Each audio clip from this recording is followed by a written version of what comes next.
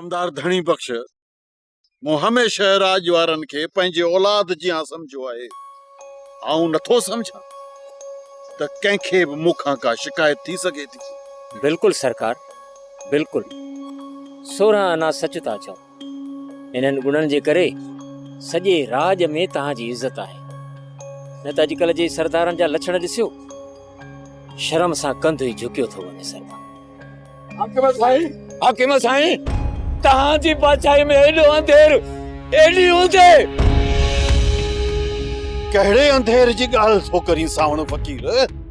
हाकिम साईं, ॾींहं ॾिठे जो मुंहिंजी न्याणी ज़मीन तां अॻुवा करे विया आहिनि। इहो अंधेर न आहे, इहो ज़ुल्म न आहे त ॿियो वरी छा आहे? हाकिम साईं, तुंहिंजी इजाज़त को सवा पखी बि पर नथो वञी सघे।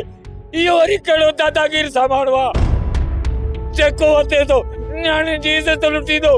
को बि न बदमाश खे चवण वारो ई कोन्हे को। धणी बख्श जी सरकार। हींअर जो हींअर मूंखे ख़बर वठी ॾे त अहिड़ो कहिड़ो रज़न मुंहिंजे राज में पैदा थियो आहे। हींअर जो हींअर ख़बर वठी ॾे मूंखे।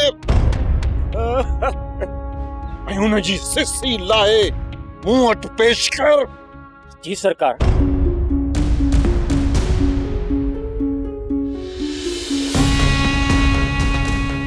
धणी बख्श कहिड़ी ॻाल्हि चवां? हुकुम कयो नंढारे से। सॼी ज़िंदगी बाबे जा कम कया, कोई हिकिड़ो कमु असांजो बि कंदो कर।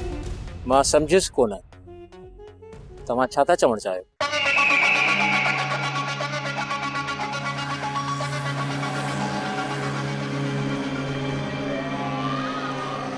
सब समझे थो, सब समझे थो। धणी बख्श, मुंहिंजे चवण जो मक़सदु इहो आहे त जेके तूं पखी बाबा खे पहुचाईंदो हुई न, हाणे मूंखे पहुचाए। माफ़ कजो नंढा रईस, मूं तव्हांजे बाबा साईं जी सॼी उमिरि ख़िदमत कई आहे। रईस खान बहादुर मूंखे हज कराया, उमरा कराया, ऐं तव्हां मूंखे ईअं था चओ? हैफ़ आहे तव्हां ते ऐं तव्हांजी इन सोच ते। मां हिकु इज़तदार ॻोठाणो आहियां ऐं इज़तदार रईस खान बहादुर जो दोस्त आहियां। मां ख़िदमत त छा, पर ॻोठ जी कंहिं न्याणीअ ते बुरी नज़र बि विझणु कोन ॾींदो साईं। रईस नंढा, तुंहिंजे इन लक्षणनि जी जेकॾहिं रईस वॾे खे ख़बर पवे त छा हू चुप करे विहंदो? खामोश, ज़बान पंहिंजी खे लगाम ॾे। रेन ॻोठ में कोड़ो माण्हू पैदा थियो आहे जेको मुंहिंजे हिन चंपे में हथ विझे।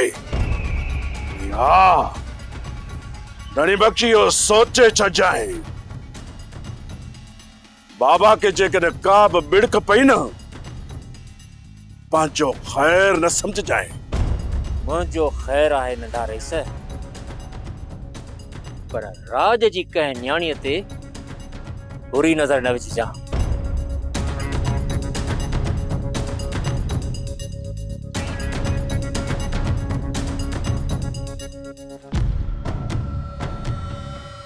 धणी बख्श,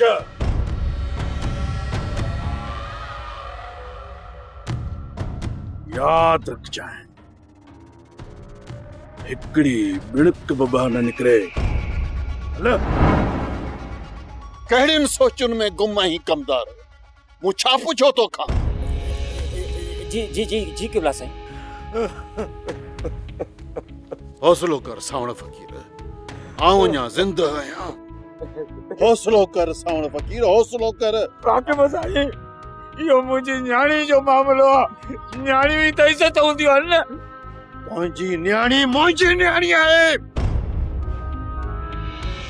वेरुन जी वस्ती, वेरुन जी वस्ती।